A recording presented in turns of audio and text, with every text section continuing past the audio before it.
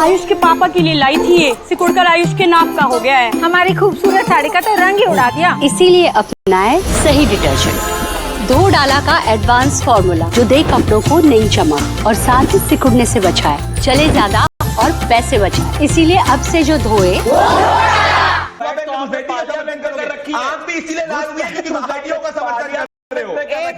नव्यान शर्मा, मैं आपसे पूछना चाहती हूँ, अश्विनी जी ने अभी कहा कि कौन है सरकार में किसको घुसपैठियों के लिए दोष देना चाहिए। मैं आपको बता दूं कि तब के प्रधानमंत्री 2008 में डॉक्टर मनमोहन सिंह ने कहा कि ये एक बहुत बड़ा चैलेंज है। वो क्या बीजेपी के प्रधानमंत्री थे?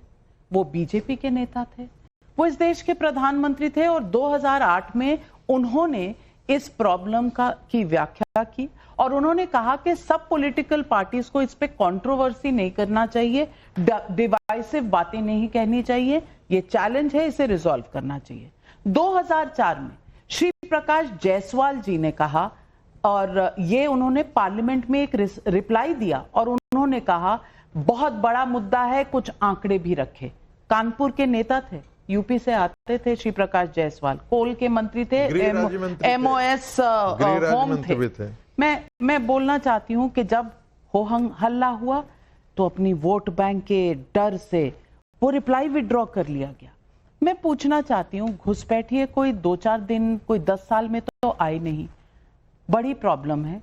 क्या हम उम्मीद कर सकते हैं कि सारी राजनीतिक दल एक प्लेटफॉर्म पर आकर इस मुद्दे को रिजॉल्व करेंगी? क्योंकि हक अगर मारा जाता है तो किसी हिंदुस्तानी का मारा जाता है। बिल्कुल एब्सोल्युटली सही कह रहे हैं और हम तो बिल्कुल आपके साथ हैं इस बात पे। सरकार को तो बल्कि आगे आके निर्णय लेना चाहिए और बीजेपी के प्रवक्ता को सुनकर ऐसा लगता है कि शायद वो विपक्ष में है, सरकार में आने की कोशिश कर रहे हैं और जब वो आएंगे तब वो करेंगे। अरे भाई 11 साल से आप सरकार में हो, एनआरसी का समर्थन करते हैं। अरे रुको, अरे रुको, एनआरसी का समर्थन होल्ड योर हॉर्सेस, रुकिए आप, रुकिए, मेरी बारी है, मैं आपके बीच में नहीं बोला, मैं आपके बीच में नहीं बोला, मेरी बारी है, मैं बोलूंगा, मैं डिसाइड करूंगा। इन्होंने एक बार, ये बड़ा सिंपल सा काम है, इतना उछलने की जरूरत ही नहीं है। आप सरकार में हो, डेटा दे दो, कितने इलीगल इमिग्रेंट्स आए हैं, कितनों को आपने बाहर निकाल दिया। आप डेटा दे दो, मत दो, मुझे बता दो कहां मिलेगा, मैं ढूंढ लूंगा। 11 साल में आपने ऑन रिकॉर्ड कितने इलीगल इमिग्रेंट्स को देश से बाहर किया, कितने लोगों को आइडेंटिफाई किया और सरकार ने क्या किया? इनके तो मंत्री ने ट्वीट किया था, अब वो उसको जो मर्जी कहते रहे, वॉश अवे हो गया, फेड अवे हो गया, जो भी हो गया, लेकिन मंत्री ने ट्वीट किया था कि हम रोहिंग्यास को बसा रहे हैं, उनको सिक्योरिटी देंगे, उनको घर देंगे। ये इनके मंत्री ने आपने वापस से, मैं अरे आप अपने मंत्री जी के दिल्ली चुनाव के समय अपने मंत्री जी के ट्विटर हैंडल पे जाके देखो, हुई थी, आपके मंत्री जी फेक न्यूज चलाते हैं क्या? अरे आपके मंत्री जी फेक न्यूज चलाते हैं क्या? आपके मंत्री जी फेक न्यूज चलाते हैं क्या? आपके मंत्री फेक न्यूज चलाते हैं क्या? आपके मंत्री ने ट्वीट किया, आपके मंत्री ने ट्वीट किया। एक और इम्पोर्टेंट बात, आप मुझे बता दो, सुनिए नेता पे पर्सनल, अरे मैंने आपके, मुझे बता दो, क्या आपकी पार्टी एनआरसी के समर्थन में? आपकी पार्टी का ज्ञापन दिखाओ, आपके ज्ञापन दिखाओ, वो फेक न्यूज है, को सेट करो। हमें क्या मतलब, आपके मंत्री ने ट्वीट किया, मैं एक सवाल आपसे पूछूं, अमानतुल्लाह खान आप ही की पार्टी से है ना? बिल्कुल है ना? उनका बयान याद होगा आपको कि हम रोहिंग्या को एक एक घर जाकर 10,000 रुपए देंगे, हम बसाएंगे, हम उन्हें घर देंगे। तो ये आप घुसपैठियों के खिलाफ अपना पोजीशन दिखा रहे थे। वो उनके पास कोई डेटा होगा ना, तभी पैसे दे रहे थे, सरकारी पैसा, जो टैक्स पेयर का पैसा। देखिए, मैं तो बड़ी सिंपल सी चीज ये कहना चाहता हूँ कि अमानतुल्लाह खान तो चलो एक जगह का विधायक हो गया, पूरे देश के मंत्री ने ट्वीट किया, तो उसका पूरे देश के मंत्री ने ट्वीट किया था, उसकी रिस्पांसिबिलिटी, अकाउंटेबिलिटी।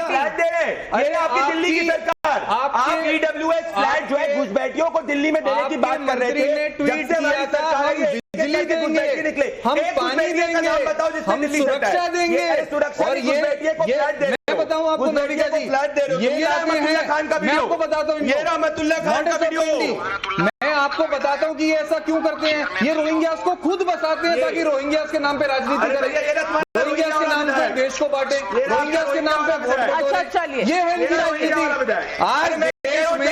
आज देश में स्वतंत्रता दिवस पे देश को बांटोगे आप लोग, आज देश को बांटने का काम करोगे। मिनट, घुसपैठियों के लिए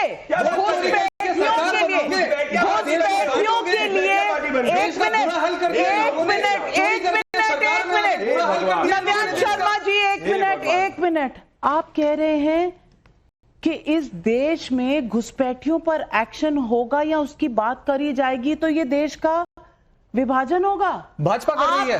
आप भारत के सिटीजन्स के ऊपर मानते हैं घुसपैठियों के कि उनकी बात करने से देश में देश का डिवीजन हो जाएगा।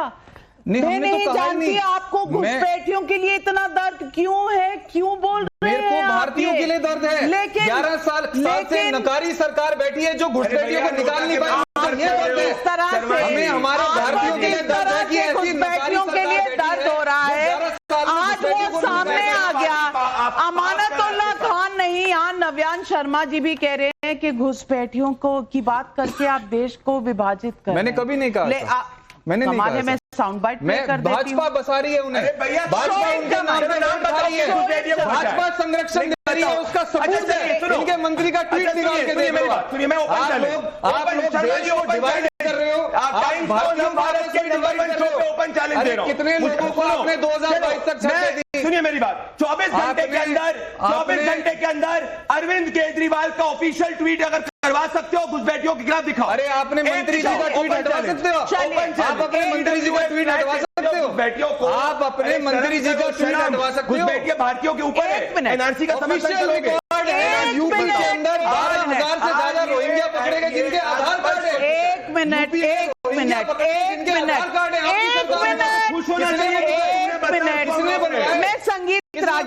मैं संगीत रागी जी, यूपी में प्रदीप भंडारी जी और नव्यान शर्मा जी, ये दिल्ली के इलेक्शन नहीं है, प्लीज काम डाउन। संगीत रागी जी, यहां कहा गया कि भाई घुसपैठियों को निकाल देना चाहिए, हम साथ में हैं सरकार के, ये कहा गया। अब घुसपैठियों को जो आइडेंटिफाई करने का जो प्रोसेस है, वो चाहे एसआईआर हो, चाहे वो एनआरसी हो। भाई सीएए की बात हुई तो इन्होंने एनआरसी करके पूरे देश को वहां पर खड़ा कर दिया, एक चौराहे पे लाकर। और अब कह रहे हैं कि घुसपैठियों की बात करने से देश विभाजित हो रहा है। संगीत रागी, ये कौन सी सोच है? ये भारत के नागरिकों से ऊपर हो गए घुसपैठिए? एक गंभीरता, चूंकि इस पर मेरा पेपर है इसलिए मैं गंभीरता से इस चीज को बात करता हूं। बिल क्लिंटन ने एक व्यक्ति को भारत का एम्बेसडर नियुक्त किया था, सीनेट ने उसको रिजेक्ट कर दिया था, इसलिए क्योंकि टर्की की एक महिला को उन्होंने इलीगल इमिग्रेंट्स को मेड रखा था 2 साल के लिए। तो वो इतने अपने बारे में संवेदनशील हैं। हितेश्वर साक्या ने आसाम के विधानसभा में कहा कि हमारे यहाँ 300 मिलियन घुसपैठिए आकर के 3 मिलियन घुसपैठिए आकर के शरण लिए हुए हैं। मुस्लिम संगठनों ने उनके खिलाफ जिहाद छेड़ दिया और उनको अगले दिन ही वो पूरा विड्रॉ करना पड़ा।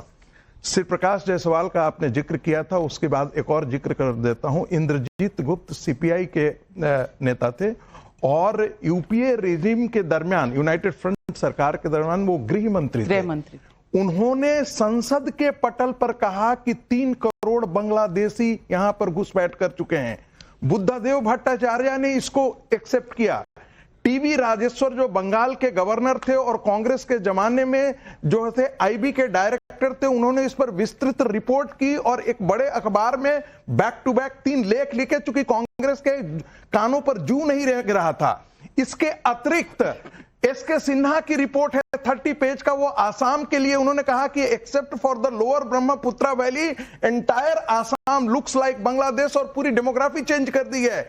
आईएमडीटी एक्ट को लेकर के सुप्रीम कोर्ट ने कहा कि आईएमडीटी एक्ट कांग्रेस की सरकार, जो उस समय कांग्रेस की सरकार थी, बांग्लादेशियों को बसाने के लिए लाया गया है, बांग्लादेशियों को यहां से निकालने के लिए नहीं गया है, क्योंकि कुछ के कंडीशन ऐसे थे कि उन शर्तों को यदि पूरा किया जाए तो 3000 साल में भी बांग्लादेशियों को डिटेक्ट करके बाहर नहीं किया जा सकता है। यह सुप्रीम कोर्ट का ऑब्जर्वेशन है, इसको पढ़ लेना चाहिए। अब रही बात, देखिए, सबसे पहला वोट चोरी तो इस देश में पंडित नेहरू के साथ हुआ था। पहला घुसपैठ तो इस देश में उसी समय हुआ था, आजादी के समय ही, जब किसी भी कांग्रेस के वर्किंग कमेटी ने पंडित जवाहरलाल नेहरू के पक्ष में नहीं मतदान किया था, और जो अध्यक्ष बनता वही प्रधानमंत्री बनने वाला था। क्या ब्रिटिश एजेंसी काम कर रही थी पंडित नेहरू के लिए? क्या ब्रिटिश एजेंट काम कर रहे थे जिसके आधार पर पंडित नेहरू को उस समय क्या माउंटबेटन और लेडी माउंटबेटन के साथ उनके संबंध थे, या ब्रिटिश एजेंसियां काम कर रही थी जिसके आधार पर ये कहते हैं? एक तो वो, दूसरी बात सर उनकी देश में सुन लीजिए उनकी सरकार देश में सुन लीजिए, आज सरकार घुसपैठिए के मुद्दे पर, घुसपैठिए के मुद्दे पर मैं बात कर रहा हूं। देखिए सुन लीजिए, इस देश का विभाजन जब 23% मुस्लिम आबादी हुई थी, उससे इस देश पर विभाजन थोप दिया गया था। 9.4% इस देश में मुस्लिम रहे थे, बाकी के 13.4% के लिए 35% पाकिस्तान बना था।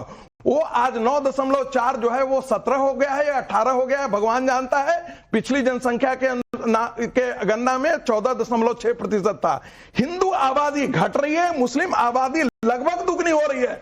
मैं मानता हूं कि इस देश में बढ़ती हुई मुस्लिम आबादी जो बांग्लादेशी मुसलमानों के घुसपैठ, रोहिंग्याओं के घुसपैठ और जनसंख्या के वृद्धि दर के कारण हुआ है, इस देश के लिए आने वाले दिनों में खतरा होगा। यदि पश्चिम बंगाल और की आबादी यदि बढ़ती है मुसलमानों की, तो बांग्लादेश दोहराया जाएगा पश्चिम बंगाल में। ये मत भूलिए कि कश्मीरी पंडितों के साथ जो हुआ है, बांग्लादेशी हिंदुओं के साथ भी होगा, आसाम के हिंदुओं के साथ भी होगा, उत्तर प्रदेश के हिंदुओं के साथ भी होगा। अगर हिंदू राष्ट्र बनना होता, अगर हिंदू राष्ट्र बनना होता तो बन जाता, लेकिन 9% से अगर 18% हो गए हैं मुसलमान, कांग्रेस पार्टी और गांधी परिवार, तो हिंदू राष्ट्र में तो ये कहीं से नहीं है। एक मिनट, शोएब जमाई आइडियोलॉजी को देश पर नहीं थोप सकते। ये देश कॉन्स्टिट्यूशन से चलेगा, आइडियोलॉजी से नहीं चलेगा, नहीं बनेगा। एक एक करके शोएब जमाई, अब शोएब जमाई, अश्विनी जी, मैं ये डिबेट रोक दूंगी अगर आप लोग शोएब जमाई को बोलने का मौका नहीं देंगे। ये इस डिबेट में 5 पैनलिस्ट हैं, 5 को टाइम मिलना चाहिए। शोएब जमाई जी, मैं आपसे पूछना चाहती हूं, और पब्लिक का भी सवाल है। ये सवाल पूछ रहे हैं हिमांशु नौटियाल, रुद्रप्रयाग, उत्तराखंड से। घुसपैठियों पर एक्शन की बात से मोदी विरोधी क्यों बिलबिला रहे हैं? क्या वोट बैंक खिसकने का डर सता रहा है? विवेक शुक्ला का कानपुर यूपी से सवाल है। घुसपैठियों को लेकर बयानबाजी तो काफी समय से हो रही है, लेकिन सरकार इनके खिलाफ कड़ा एक्शन कब लेगी? ये सवाल जायज हैं, और यहाँ घुसपैठियों की बात हो रही है, भारत के नागरिकों की बात नहीं हो रही। इतना गुस्सा क्यों है मोदी विरोधी? नाविका जी, चूंकि आज संसद प्रधानमंत्री जी ने लाल किले के प्राचीर से जो बातें कही है, उस पर भी हमारी पार्टी ने रिएक्ट किया। तो मैं दोनों मुद्दों पे कहूंगा कि आज की स्पीच पे और ये घुसपैठिए पे। सबसे पहली बात कि आज जिस तरीके से आरएसएस का महिमा मंडन